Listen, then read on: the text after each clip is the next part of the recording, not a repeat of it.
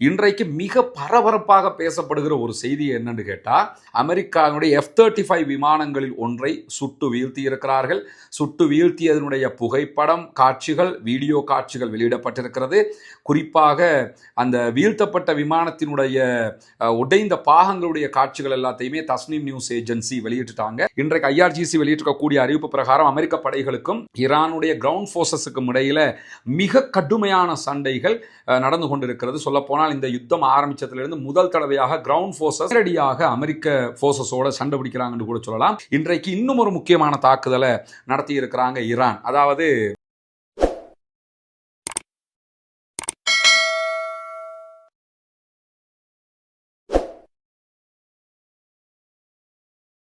அன்பிற்கினிய சகோதர சகோதரிகளே, நம் அனைவர் மீதும் ஏக இறைவனுடைய அமைதியும் கருணையும் உண்டாகட்டுமாக என்கிற உயரிய பிரார்த்தனைகளோடு தொடர்ச்சியாக 2 ஆண்டு கால பாலஸ்தீன அப்பாவிகள் மீதான இஸ்ரேலிய ஆக்கிரமிப்பு இராணுவத்தினுடைய உச்சகட்ட அடக்குமுறை ஆக்கிரமிப்பு தாக்குதல்கள் தற்போது நிறுத்தப்பட்டு இன்றோடு 175வது நாட்களை நாம் தாண்டி கொண்டிருக்கக்கூடிய இந்த சந்தர்ப்பத்தில் மத்திய கிழக்கில் ஈரானை இலக்கு வைத்து அமெரிக்க இஸ்ரேலிய ஆக்கிரமிப்பு இராணுவங்கள் ஒரு மாபெரும் யுத்தத்தை நடத்தி கொண்டிருக்கிறார்கள். அந்த யுத்தத்தினுடைய பதிலடி தாக்குதல்களையும் மிக உச்சமாகவே ஈரானும் அமெரிக்க இஸ்ரேலிய ஆக்கிரமிப்பு இராணுவத்திற்கு எதிராக நடத்தி வருவது நமக்கெல்லாம் தெரியும். இந்த யுத்தத்தை பொறுத்தவரையில் வெறும் 3 நாட்களில் முடிந்துவிடும் என்று நினைத்து கொண்டுதான் அமெரிக்காவும் இஸ்ரேலும் உள்ளே சென்றார்கள். ஆனால் இன்றைக்கு 30 நாட்களையும் தாண்டி விட்டது. ஈரானை அவர்களால் தோற்கடிக்க முடியாத அளவுக்கு ஈரான் இவ்வளவு பலம் வாய்ந்ததாக இருக்கிறதா என்று உலக நாடுகளே மூக்குல கை வைக்கிற அளவுக்கு ஈரானுடைய பதிலடி தாக்குதல்கள் மிக மிக உச்சமாக இருக்கிறது. இந்த நிலையில தான் இன்றைய நாளில் ஈரானுக்குள்ள அமெரிக்க இஸ்ரேலிய ஆக்கிரமிப்பு இராணுவத்தினுடைய தாக்குதல்களில் பொதுமக்களுடைய பகுதிகள் இலக்கு வைக்கப்பட்டிருக்கிறது. குறிப்பாக ஈரானுடைய ஒரு முக்கியமான பாலம் அடித்து நொறுக்கப்பட்டிருக்கிறது. மாபெரும் பிரிட்ஜ் ஒன்னது.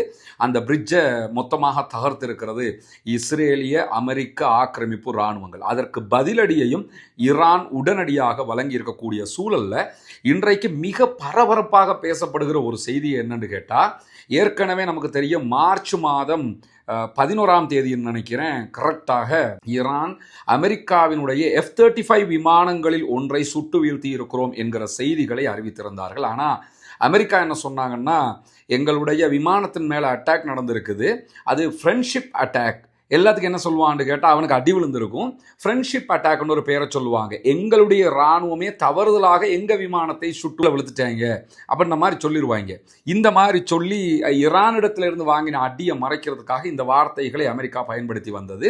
F-35 விமானம் சுட்டு வீழ்த்தப்பட்டது என்கிற செய்திகளை ஈரான் அறிவித்ததோட மார்ச் மாதத்தில் இருந்து இல்லைன்னு ஆக்கிறதுக்காக ரொம்ப பாடுபட்டு கொண்டிருந்தது அமெரிக்கா. காரணம் என்னென்னு கேட்டால், உலகத்திலேயே அமெரிக்காவுக்கும் மற்ற நாடுகள் எல்லாம் பயப்படுறதுக்கான ஒரு முக்கியமான காரணம் இந்த F-35 விமானங்கள். என்ன காரணம்னு கேட்டால், அவை ரேடாருக்கு சிக்காது, ரொம்ப உயரமான இடத்துல இருந்து கரெக்டாக துல்லியமாக அட்டாக் பண்ண முடியும், வேகமாக தாக்குதல் நடத்தக்கூடிய விமானங்கள், குண்டு வீச்சு விமானங்கள்ங்கிறதுனால இதை வேற ஒரு நாட்டுக்கு அமெரிக்கா லேசில் விற்கவும் மாட்டாங்க. விற்றா கூட என்ன பண்ணுவாங்கன்னா பல நிபந்தனைகளோட அவங்களுடைய கண்ட்ரோலில் தான் விற்பனை பண்ணுவாங்க.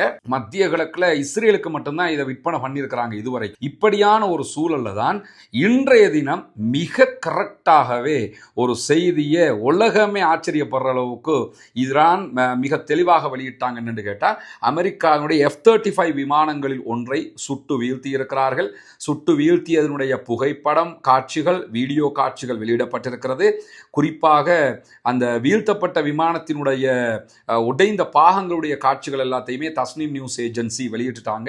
எவ்வளவு இழப்புகள் அவங்களுக்கு ஏற்பட்டிருக்குன்னு சொல்லி மிக தெளிவாகவே F-35 விமானம் சுட்டு வீழ்த்தப்பட்டதை அறிவித்திருக்கிறது ஈரானுடைய IRGC என்கிற செய்திகளுக்கு மத்தியில் தான் நேற்றைய தினம் அமெரிக்க அதிபர் டொனால்ட் ட்ரம்ப் அவங்களுடைய நாட்டுக்கு ஒரு உரையாற்றினாரா இல்லையா டிவியில், அதில் கூட என்ன சொன்னார்ன்னு சொன்னால், ஈரானுடைய வான் பாதுகாப்பு அமைப்புகள் எல்லாம் அழிச்சிட்டோம், நம்ம மேலே அவங்களுக்கு அட்டாக் கூட ரிப்பீட் பண்ண முடியாது, அந்த அளவுக்கு எல்லாத்தையும் இந்த அயன்டோம் மாதிரி ஈரான் வச்சிருக்கிறது எல்லாத்தையும் நாங்கள் அழிச்சிட்டோம்னுலாம் சொன்னார். அவர் சொல்லி அடுத்த நாள் தான் F-35 சுட்டு கீழே தாட்டி விட்டுருக்குறாங்க. அப்போ அவர் சொன்னது பொய்ன்னு. அதாவது என்ன ஆச்சரியம்னு கேட்டால், அமெரிக்க அதிபர் ஒன்று இன்றைக்கு சொல்லுவார், நாளை கதை பொய்யாக்கி விட்டுருவாங்க கரெக்டாக வேலையை பார்த்து. அது மாதிரி இன்னைக்கு F-35 கீழே வீழ்த்தப்பட்டிருக்கிறது. கரெக்டாக இன்றைக்கு அதிகாலை கஷ்மீர் தீவுக்கு தெற்கு பகுதிகளில் தான் இந்த தாக்குதலை நடத்தி அவர்கள் கீழே வீழ்த்தி இருக்கிறார்கள். அதை தாண்டி தாண்டி கஷம் தீவுக்கு தெற்கு பகுதிகளில் இஸ்ரேலுடைய அமெரிக்காவினுடைய மேம்பட்ட போர் விமானங்கள் வான் பாதுகாப்பு அமைப்புகளால் மேலதிகமாக குறிவைக்கப்பட்டிருக்கிறது என்கிற செய்திகளும் இன்றைக்கு வெளியாகி இருக்கிறது. எனவே இன்றைய நாளில் மொத்தம் 3 ஃப்ளைட் அவங்க வீழ்த்தி இருக்கிறாங்க. ஒன்று F-35, மற்றது நார்மலாக தாக்குதலுக்கு வரக்கூடிய விமானங்கள். இதை தாண்டி நீங்கள் பார்த்தீங்கன்னு சொன்னால் மார்ச் 11 இருந்து இதுவரைக்கும் அமெரிக்காவினுடைய F-35 விமானங்கள் 2 சுட்டு வீழ்த்தி இருக்கிறது ஈரான். அதை தாண்டி F-18 வகையான ஒரு விமானத்தை சுட்டு வீழ்த்தி இருக்கிறது. 2 F-16 வகையான விமானங்களை சுட்டு வீழ்த்தி இருக்கிறது. 4 F-15 வகையான விமானங்களை சுட்டு வீழ்த்தி இருக்கிறார்கள். மொத்தத்தில் அமெரிக்காவினுடைய உச்சகட்ட பாதுகாப்புக்கு பயன்படுத்தி உலகத்தையே மிரட்டிக்கிட்டு இருந்த விமானங்கள்ல 9 விமானங்களை சுட்டு வீழ்த்தி இருக்கிறது ஈரான். எனவே அமெரிக்காவின் F-35 சுட்டு வீழ்த்த முடியாது என்று சொல்லிக் கொண்டுதான் அவங்க பிசினஸ் பண்ணினாங்க, பந்தா காட்டிக்கிட்டு தெரிஞ்சாங்க, நாங்க தான் உலகத்தில் பவர்னாங்க. அதை சுட்டு வீழ்த்தி அமெரிக்காவுடைய முகத்தில் கரிய பூசி விட்டு இருக்கிறது ஈரான் என்கிற செய்திகள் இன்றைக்கு வெளியாகி இருக்கிற அதே நேரத்தில் இன்னைக்கு இந்த சுட்டு வீழ்த்தப்பட்ட விமானத்தில் இருந்த 2 விமானிகளை ஈரானும் தேடிக்கொண்டிருக்கிறது, அமெரிக்காக்காரங்களும் தேடிக்கிட்டு இருக்கிறாங்க. ஏன்னா அந்த விமானம் தாக்குதலுக்கு உள்ளானதோட ஆட்டோமேட்டிக் சிஸ்டமாக என்ன பண்ணுவாங்கன்னா அதில் இருக்கக்கூடிய பைலட் இருப்பாரா இல்லை விமானியினுடைய சீட்டு வந்து ஆட்டோமேட்டிக்காக வெடிச்சு வெளியில் போய் பாராஷூட்டில் தான் அவங்க வந்து கீழே இறங்குவாங்க. இப்போ அதில் ஒரு சீட்டை கண்டுபிடிச்சிருக்கிறாங்க ஈரானுக்குள்ள, அந்த பாராஷூட்டோட கீழே வந்து விழுந்திருக்கக்கூடிய ஒரு சீட்டை கண்டுபிடிச்சிட்டாங்க. ஆனால் ஆளை காணோம், ஆளை தேடிக்கிட்டு இருக்கிறாங்க. எனவே 2 விமானிகளை தற்போது ஈரானும் தேடுகிறது. அதே போன்று அமெரிக்காவும் தேடிக்கொண்டிருக்கக்கூடிய சூழல்ல இன்றைக்கு அமெரிக்கா அவங்களுடைய ஹெலிகாப்டர்கள் அதே போன்ற விமானங்களை விட்டு வேகமாக தேடுறாங்க. ஆனால் தேட முடியலை. ஏன்னா கீழே வந்து அந்த சரௌண்டிங்கில் மொத்தமாக IRGC-னுடைய கிரவுண்ட் ஃபோர்ஸஸ் வந்துட்டாங்க. இன்றைக்கு IRGC வெளியிட்டிருக்கக்கூடிய அறிவிப்பு பிரகாரம் அமெரிக்க படைகளுக்கும் ஈரானுடைய கிரவுண்ட் ஃபோர்ஸஸுக்கும் இடையில மிக கடுமையான சண்டைகள் நடந்து கொண்டிருக்கிறது. சொல்ல போனால் இந்த யுத்தம் ஆரம்பிச்சதிலிருந்து முதல் தடவையாக கிரவுண்ட் ஃபோர்ஸஸ் நேரடியாக அமெரிக்க ஃபோர்ஸஸோட சண்டை பிடிக்கிறாங்கன்னு கூட சொல்லலாம். இது எதுக்குன்னு கேட்டால் அவங்க 2 பேரை காப்பாற்றுறதுக்கு தான் இவ்வளவு சண்டை. ஆனால் 2 பேரை காப்பாற்றுறது நிறைய பேர் செத்துருவாங்கிறது மட்டும் திட்ட தெளிவாக தெரியக்கூடிய நிலையில் IRGC வெளியிட்டிருக்கக்கூடிய செய்திகளை இன்றைக்கு தரைப்படைக்கும் அமெரிக்காவுடைய படைக்கும் இடையில நடைபெற்றிருக்கக்கூடிய தாக்குதல்களில் மிக கடுமையான உயிரிழப்புகள் அமெரிக்க தரப்புக்கு ஏற்பட்டிருக்கிறது. ஏன்னா அவைகளுடைய எல்லைக்கு வந்திருக்காங்க, அவங்க 2 பேரை காப்பாற்றுறதுக்கு வந்து பல பேர் செத்துக்கிட்டு இருக்கிறாங்கிற செய்திகளுக்கு மத்தியில் இன்றைக்கு ஈரான் ஒரு அறிவித்தல் விடுத்திருக்கிறாங்க. என்ன அறிவிப்புன்னு சொல்லி சொன்னால், ஒரு திருப்பு முனையாக 10 மில்லியன் அறிவித்திருக்கிறார்கள். இந்த 2 விமானிகள் தப்பி எங்கேயா காட்டுக்குள்ள அங்கே ஒழிச்சுக்கிட்டு இருப்பாங்க, இவங்கள 2 பேரை காட்டி தந்தா ஒருத்தருக்கு 10 மில்லியன் தருவோம் அப்படின்னு சொல்லி அறிவிச்சிருக்கிறாங்க. இது வந்து இன்றைக்கு அல் ஜசீரா இந்த செய்தியெல்லாம் போட்டு கீழே ஒரு குறிப்பு செய்தியாக என்ன போடுறாங்கன்னு கேட்டால், இந்த 2 பேரையும் உயிரோடு ஈரான் பிடித்து விட்டது என்று சொன்னால் இந்த யுத்தத்தில் ஒரு மாபெரும் திருப்பு முனையாக அது மாறிவிடும். ஏன்னா அவங்க கெப்டிவ்ஸாக வந்துருவாங்க, பணைய கைதிகளாக வந்துருவாங்க. அதுக்கு பிறகு ஈரான் சொல்றது தான் சட்டம் உண்டாயிரும். எனவே இது மிகப்பெரிய பிரச்சனையாக தற்போது அமெரிக்காவுக்கு மாறி இருக்கக்கூடிய சூழல்ல இன்றைக்கு இன்னும் ஒரு முக்கியமான தாக்குதலை நடத்தி இருக்கிறாங்க ஈரான். அதாவது நீங்க நேற்றைய தினம் BBC, CNN, Wall Street Journal, times, இந்த மாதிரி அமெரிக்க மேற்குலக ஊடகங்கள் எல்லாத்தையும் எடுத்து பார்த்தீங்கன்னு சொன்னால் நேற்று உக்ரைனுக்கு மிக கடுமையான தாக்குதல்களை நடத்தி இருக்கிறது ரஷ்யா. இது எதுக்கு நான் சொல்ல வரேன்னு கேட்டால், உக்ரைன் வந்து அரபு நாட்டை பாதுகாக்கும்னு சவுதியும் துபாயும் உக்ரைனோட ஒரு எக்ரிமெண்ட் போட்டிருக்காங்கல்ல, அந்த எக்ரிமெண்ட் எதுக்குன்னு கேட்டால், உக்ரைனில் தாக்குதல் நடத்தக்கூடிய ரஷ்யா ஷஹீத் என்கிற ஈரானுடைய ட்ரோனை பயன்படுத்தி தான் தாக்குதல் நடத்துகிறாங்க. அதனால் ஷஹீத் வகையான ட்ரோனை அவங்க தடுத்து பழக்கப்பட்டுட்டாங்களாம், யார் உக்ரைன் ஆட்கள். அதனால தான் உக்ரைனோட ஒப்பந்தம் மட்டும் போட்டுக்கிட்டோம்னா இங்கே வந்து ஷஹீத் ட்ரோன் அடிக்கும்போது உடனே நாங்கள் அதை தடுத்துடலாம்னு சொல்லி உக்ரைனை பாதுகாப்புக்கு கூப்பிட்டுருக்குறாங்க.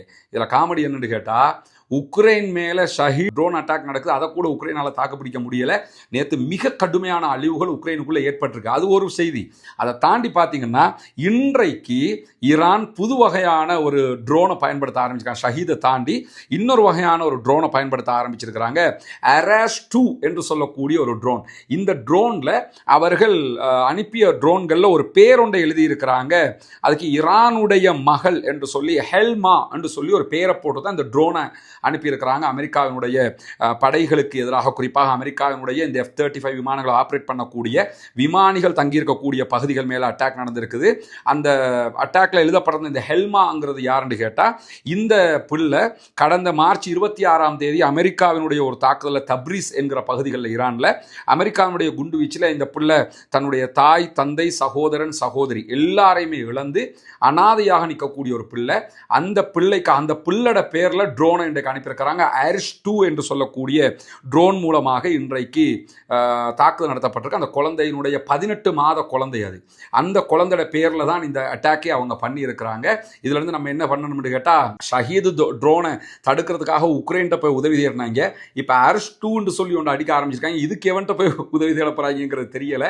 ஏன்னா அந்த அளவுக்கு மர கலண்டு போய் அமெரிக்காக்காரனால தாக்கு பிடிக்க முடியாமல் இருக்கும்போது உக்ரைன்காரன் திருப்பி அவன் வந்து சம்பாதிப்பாங்க, நாங்கள் பாதுகாத்துறோம். அவனே அவனால் பாதுகாக்க முடியாமல் இருக்கும்போது இவனை பாதுகாக்க முடியுமாங்கிறத சாதாரணமாக திங்க் பண்ணாலே புரிஞ்சிட முடிகிற அதே நேரத்தில் ரமலானுடைய மாதத்தில் நம்ம உங்களிடத்தில் மீண்டும் மீண்டும் வேண்டிக் கொண்டு வந்ததுதான் உங்களுடைய ஜகாத் மற்றும் சதக்கா நிதிகளை இலங்கையினுடைய கிழக்கு பகுதிகள் பொத்துவில்ல செய்து வரக்கூடிய இஸ்லாத்தை ஏற்றுக்கொண்ட சகோதர சகோதரிகளுக்கான வீடு கட்டும் கட்டுமான பணிகளுக்கு தந்து உதவுங்கள் என்று சொல்லி. ஏன்னா ஜகாத்தை பெறக்கூடிய தகுதி படைத்த 8 கூட்டத்தாரில் இந்த இஸ்லாத்தை ஏற்றுக்கொண்ட சகோதரர்களும் அடங்குகிறார்கள். அவர்கள் ஏழைகள் என்கிற காரணத்தினால அவர்கள் மிஸ்கீன்கள், அதே போன்று ஃபக்கீர்கள் பட்டியலையும் வருவாங்க. மொத்தத்தில் ஜகாத் பெறக்கூடிய 8 கூட்டத்தில் 3 கூட்டத்தினுடைய நன்மைகள் அவர்களுக்கு கொடுக்கக்கூடிய உதவிகளால் நமக்கு கிடைத்துவிடும் என்கிற செய்திகளை உங்களுக்கு நம்ம தொடர்ந்து சொல்லிக் கொண்டு வந்தோம். அங்குள்ள காட்சிகளையும் நம்ம காட்டியிருந்தோம். ஏற்கனவே 5 வீடுகளை நம்ம கட்டி கையளிச்சிருக்கிறோம். அந்த காட்சிகள் எல்லாம் தொடர்ந்து நீங்கள் பார்த்து வருகிறீர்கள். அதை தாண்டி இன்னும் 9 வீடுகள் கட்ட வேண்டிய தேவை இருக்கிறது. மொத்தம் 14 வீடுகள் என்கிற தகவல்களை உங்களுக்கு நம்ம சொல்லி வந்தோம். அதற்கான உதவிகளை நீங்கள் தொடர்ந்து வழங்கி வருகிறீர்கள். உங்களுடைய ஜக்காத்து தான தர்மங்களை தந்து வருகிறீர்கள். அந்த அடிப்படையில் தற்போது நம்ம 6வது வீட்டை கட்டுகிற பணியை ஆரம்பித்திருக்கிறோம். அதனுடைய காட்சிகளை தான் நீங்கள் முன்னாடி பார்க்குறீங்க. நீங்கள் தரக்கூடிய உதவிகளை கொண்டுதான் மக்களுக்கு தேவையான ஏழை எளிய மக்களுக்கு உரிய எல்லா காரியங்களையும் நம்ம பண்ணி வர்றோம். தித்வா புயலுக்கான பணிகளாக இருந்தாலும் சரி, அதற்கு பிறகு வாட்டர் டேங்கை நம்ம ஓப்பன் பண்ணி கொடுத்ததாக இருந்தாலும் சரி, மற்ற எல்லா பணிகளும் நீங்கள் தரக்கூடிய ஜகாத்து தான தர்மங்களை கொண்டு ஏழைகளுக்கு முறையாக செய்யப்பட்டு வருகிறது என்பது உங்களுக்கு தெரியும். அந்த அடிப்படையில் தான் தற்போது அல்ஹம்துலில்லாஹ் 6வது வீடை கட்டுகிற பணியை நம்ம ஆரம்பிச்சிருக்கிறோம். இந்த பணி தொடர்ந்து நடைபெற்று 14 வீடுகளும், மீதி இருக்கக்கூடிய 9 வீடுகளும் கட்டி முடிக்கப்பட வேண்டும் என்பதுதான் என்னுடைய பிரார்த்தனையும் நிச்சயமாக உங்களுடைய பிரார்த்தனையாகவும் இருக்கும். எனவே இந்த பணியை சிறப்பாக முடிப்பதற்காக தொடர்ந்தும் உங்களுடைய உதவிகளை வாரி வழங்குங்கள் என்கிற கோரிக்கையை இந்த இடத்திலே முன்வைத்துக் கொள்கிறேன். 91வது அலை தாக்குதல்களை இன்றைக்கு இஸ்ரேல் அமெரிக்க தளங்கள் மீது ஈரான் உச்சமாக நடத்தி இருக்கிறது. குறிப்பாக டெல் அவீவ், ஹைஃபா மேல பெரும் தாக்குதல்களை நடத்தி இருக்கிறார்கள். இந்த தாக்குதல்களில் இன்றைக்கு இஸ்ரேலிய ஊடகங்கள் வெளியிட்டிருக்கக்கூடிய தரவுகளில் இதுக்கு முன்னாடி இப்படி வராத தரவுகள் பிரகாரம் 50 லட்சம் இஸ்ரேலியர்கள் குறைந்தது பங்கர்களுக்குள்ள ஓடி இருப்பாங்க. ஏன்னா அவங்களோட ஒவ்வொரு கட்டடத்துக்குள்ளேயும் பங்கர், எல்லா பகுதியிலையும் சுற்றி வளைச்சி அடி. அதனால 5 மில்லியன் மக்கள் பங்கர்களுக்குள்ள போய் ஒழிக்கிற அளவுக்கு தாக்குதல்கள் கடுமையாக நடந்திருக்கிறது. நேற்று இரவுல இருந்து அடிக்கிறாங்க. நம்முடைய டெலிகிராம் மற்றும் வாட்ஸ்அப் சேனல்கள், அல் ஜசீராவினுடைய வீடியோவை நம்ம போட்டுக்கிறோம். எவ்வளவு பிரம்மாண்டமான தாக்குதல்கள், அங்கே ஏவுகணை தாக்குதல்கள் நடத்தப்படுகிறது. அயன்டோம் நல்லா தூங்குது, டேவிட் ஸ்லிங் நல்லா தூங்குது, அவர்களுடைய ஏரோ சிஸ்டம் எல்லாம் நல்லா தூங்குது. அமெரிக்காவால் தேடுன்னு சொல்லி ஒன்று குழந்தை கொடுத்தா அது நல்லா தூங்குது. கொரட்டை விட்டு எல்லாத்தையும் வச்சுக்கிட்டு தான் அடி அடின்னு அடிச்சுக்கிட்டு இருக்கிறாங்க ஈரானியர்கள் என்பதை நம்ம புரிய முடிகிற அதே நேரத்தில் இன்றைக்கு ஈரான் ஹிஸ்புல்லாவோடு சேர்ந்து அன்சாருல்லா, யமனில் இருக்கக்கூடிய ஹூத்திஸ் மீண்டும் தாக்குதலை நடத்தி இருக்கிறார்கள். டெல் அவீவ், ஜாஃபா உள்ளிட்ட பகுதிகள் மேலே இன்றைக்கு தாக்குதல்கள் மிக கடுமையாக நடத்தப்பட்டிருக்கிறது இஸ்ரேலுக்குள்ள என்கிற செய்திகளுக்கு மத்தியில் அந்த போட்டோக்கள், வீடியோக்கள் வெளியாக இருக்கு. நம்முடைய டெலிகிராம் மற்றும் வாட்ஸ்அப் சேனலில் அந்த வீடியோக்களை நாம் பகிர்வோம். இன்ஷால்லா அதில் நீங்கள் பார்த்துக்கொள்ள முடியும். அதை தாண்டி அமீரகத்தில் இருக்கக்கூடிய அமெரிக்காவினுடைய தொழில்நுட்ப நிறுவனமாக இருக்கக்கூடிய அராக்கிலுடைய தரவு மையத்தின் மீது மிக முக்கியமான தாக்குதல் நடத்தப்பட்டிருக்கு. என்னன்னா, ஈரான் முந்த நாள் இரவு 8 மணிக்கு என்ன சொன்னாங்கன்னு கேட்டால், அமெரிக்காவினுடைய நிறுவனங்களாக இருக்கக்கூடிய ஃபேஸ்புக், மெட்டா, அதே போன்று எலான் மாஸ்கினுடைய நிறுவனங்கள், அதே போன்று IBM, அதே நேரத்தில் அராக்கில், அமேசான், இதில் மீதெல்லாம் தாக்குதல் நடத்துவோம்னாங்க. இதுவரைக்கும் நேற்றைய தினம் அமேசான் மேலே அவங்க அட்டாக் பண்ணியிருந்தாங்க பஹ்ரைனில். இன்றைக்கு UAE இருக்கக்கூடிய, துபாயில் இருக்கக்கூடிய அராக்கில் மேலே அட்டாக் பண்ணிருக்காங்க. அராக்கில் பொறுத்தவரையில் அராக்கில் அராக்கில்னா அமெரிக்கன் ஃபோர்ஸஸ்னா அராக்கில்னு புரிஞ்சுக்கிறங்க. அமெரிக்கன் ஃபோர்ஸஸுடைய எல்லா தரவுகளும் இவங்க கிட்ட தான் இருக்கும். இவங்களுடைய கிளவுட் சிஸ்டத்தில் அவங்க செய்வாங்க. எனவே இன்றைக்கு அராக்கிலை நோக்கி இன்றைக்கு மிக கடுமையான தாக்குதல் நடத்தி இருக்கிறார்கள். அதை தாண்டி நேற்றைய தினம் அமேசானுடைய கிளவுட் கம்ப்யூட்டிங் சிஸ்டத்தின் மீதும் தாக்குதல் நடத்தப்பட்டிருந்த நிலையில தான் இன்றைக்கு சொன்னது போல் தாக்குதல்களை நடத்தி இருக்கிறார். அதே நேரத்தில் ஹிஸ்புல்லாக்களுடைய பலத்தை இஸ்ரேல் குறைத்து மதிப்பிட்டு விட்டது என்கிற மிக பெரும் குற்றச்சாட்டுக்களை இஸ்ரேலிய இராணுவ ஆய்வாளர்களே அவர்களுடைய ஊடகங்களில் வெளியிட ஆரம்பித்திருக்கிறார்கள். ஏன்னா காசா வாரில் ஹிஸ்புல்லாக்குடைய பர்ஃபார்மன்ஸை பார்த்துட்டு எனவே இவ்வளோதான் ஹிஸ்புல்லான்னு நினச்சிட்டாங்க. அவருடைய தலைவர்கள் எல்லாம் கொண்டுட்டோம், எனவே ஹிஸ்புல்லாவை பாதிக்கு மேலே அழிச்சிட்டோம், இனிமேல் ஹிஸ்புல்லா தலை நிமிர முடியாதுன்னு நினச்சிக்கிட்டு இருந்தவங்களுக்கு இப்போ ஹிஸ்புல்லா அடிக்கிற அடிகளை பார்த்தா ஆச்சரியத்துக்கு மேலே ஆச்சரியப்பட்டுக்கிட்டு இருக்கிறாங்க. குறைச்சி மதிப்பிட்டுட்டோம்னு ஏங்க இன்றைக்கு பேசுகிறாங்கன்னு சொல்லி சொன்னால் வலமையிலே ஹிஸ்புல்லாக்கள் நார்த்து இஸ்ரேல் வரைக்கும் தான் அட்டாக் பண்ணுவாங்க. அதாவது இஸ்ரேலுடைய வடக்கு நகரங்களை நோக்கி தான் தாக்குதல்களை நடத்துவார்கள். எனவே அவங்ககிட்ட இருக்கக்கூடிய ஏவுகணைகள் அப்படிப்பட்டது தான் நினைச்சிருந்தாங்க. ஆனால் இன்றைய தினம் அவர்கள் சென்ட்ரல் இஸ்ரேல் வரைக்கும், மத்திய இஸ்ரேல் பகுதிகள் வரைக்கும் உச்சகட்ட தாக்குதல்களை நடத்துகிறார்கள் என்பதால் மிகப்பெரியதொரு பலவீனமாக இஸ்ரேல் இருக்கிறது, இஸ்ரேலுடைய உளவு தகவல்கள் எல்லாம் பலவீனமாக இருக்கிறது என்கிற குற்றச்சாட்டுகள் எல்லாம் அவங்களே முன்வைக்கக்கூடிய நேரத்தில் கடந்த 24 மணி நேரங்களுக்குள்ளாக 200க்கும் மேற்பட்ட ராக்கெட் தாக்குதல்களை இஸ்ரேலுடைய மத்திய இஸ்ரேல் மேலேயே ஹிஸ்புல்லாக்கள் நடத்தி இருக்கிறார்கள். அப்போ எங்கே வச்சுருந்தாங்க? ஹிஸ்புல்லாக்களுடைய ஆயுத கடங்க அழிச்சிட்டோம், ஹிஸ்புல்லாக்களை அழிச்சிட்டோம். வாய் மட்டும் நெத்தன்யாகு அதே மாதிரி இந்த டொனால்ட் ட்ரம்ப், இந்த 2 பேர வாய் இருக்குதுல்ல, கம்பி கட்டுவாங்க கட்டு உலகமே ஆச்சரியப்படுகிற அளவுக்கு அவ்வளோ பொய் சொல்லியிருக்கிறாங்க. இன்னைக்கு இதெல்லாம் தாண்டி இன்னைக்கு ஈரானுடைய 70% ஏவுகணை கேப்பபிலிட்டி அழிச்சிட்டோம் அப்படின்னு சொல்லி நெத்தன்யாகு சொல்றாரு. நீ 70ங்கிற, டொனால்ட் ட்ரம்ப் 90ங்கிறாரு. இப்போ எது உண்மை? எத்தனை வாட்டி 70ம்பீங்க 90ம்பீங்க மாறி மாறி. அப்போ தொடர்ந்து பொய்யை சொல்லி ஏமாற்ற பார்க்கிறார்கள். ஆனால் அவர்கள் சொல்வது பொய்தான் என்பது ஈரானுடைய உச்சகட்ட தாக்குதல்களில் இருந்து நிரூபணமாகி கொண்டே இருக்கு. ஈரானுடைய பலமாகவே இருக்குது, அவர்கள் பலவீனப்படவில்லை.